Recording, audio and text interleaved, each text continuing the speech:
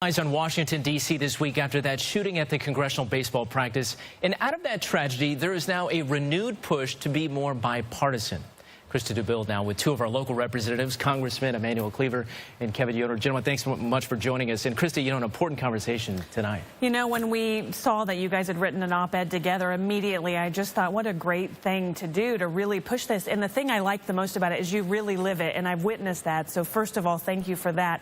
What has this week been like for you? I'll start with this. What did you hope to accomplish by writing a letter together about being a push for more bipartisanship?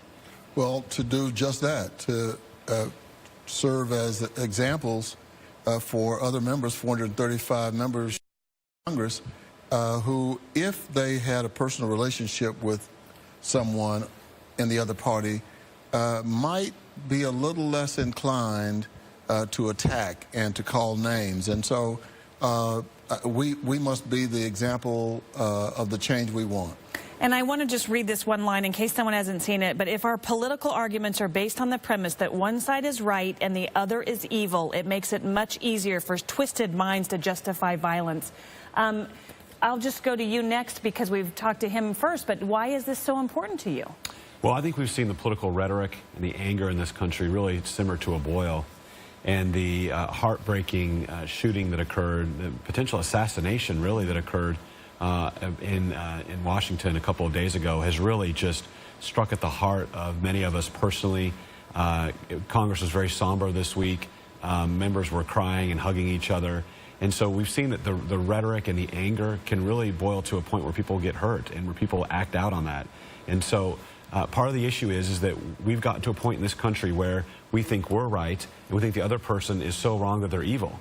We're not at a point anymore where a Democrat and Republican can disagree in a civil way and maybe learn things from each other and maybe actually work together to solve problems. And so we see that dysfunction in Washington, D.C., but we feel it also back home where people sort of are in their echo chambers listening to only what they want to hear, and we're not learning and working to bridge that gap. And so we see this tragedy this week as a horrible thing, but maybe also a time to reflect and try to come together as a country. As a person, those of us who are not in politics, it can be one of two things. You can think, oh, it can't be as bad as what the media is saying. And then on the flip side, you could say, gosh, is it really as bad as what I'm seeing on TV or hearing about it? You said it's actually very uncommon to have such a friendship like what you have. Yes, and there are people who are real friends, not the friends you hear people say in a committee hearing, and my friend, right.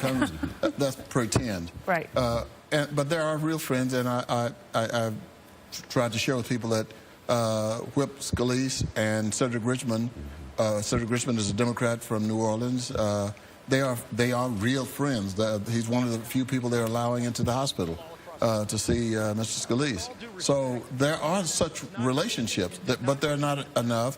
In the old days, when everybody lived upon the Hill and families lived there, and the spouses were involved in PTA or whatever together, and they played golf on Saturdays, and it was so everybody worked together, and it was infinitely more difficult to be nasty to each other. And then, of course, it was a different era, and people would get together and smoke and drink in a little room and solve major problems. I don't smoke or drink, but I'm not opposed to having a return to some of those old days. Just some of that. So I think a lot of us at home over the last several years, as this has felt like it's gotten more visceral, have felt this.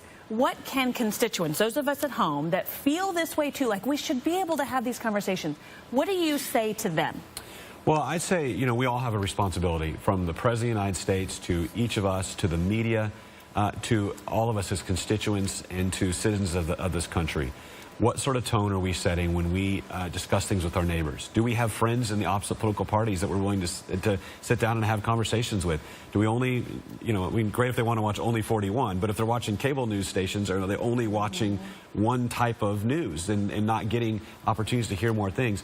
And more than anything, are they choosing their words carefully when they go on social media? And that's where we see a lot of this. And we saw this, the killer, the shooter in this, I guess he didn't kill anybody, but the shooter in this matter, all sorts of, radical things on his Facebook and social media. People get all worked up on social media. I've had a couple of my colleagues already tell me that they saw on their social media after the shooting hey, I wish you had been at the ball practice that morning. I know that some have reported having phone calls to their offices, something similar, so just tone it down. And so that's obviously the worst part of that, but there's also just a lot of stuff that goes on out there every day where people are saying just really awful things to each other, and a lot of it's politically based, but I guess each of us has to think about the tone and words we're using. And if we have friends that are doing it, say, hey, how is that helpful to discourse? Because ultimately, there's someone out there that's seeing that and going, maybe I'll act on that in a violent way. It's a good message. We're going to talk to you some more a little bit so we can have more for tonight at 10, but that's all the time we have for this time. Thank you so much for coming straight here. I know you just came from the airport, so we'll continue to work with you on this message as well. We'll be right back after the break.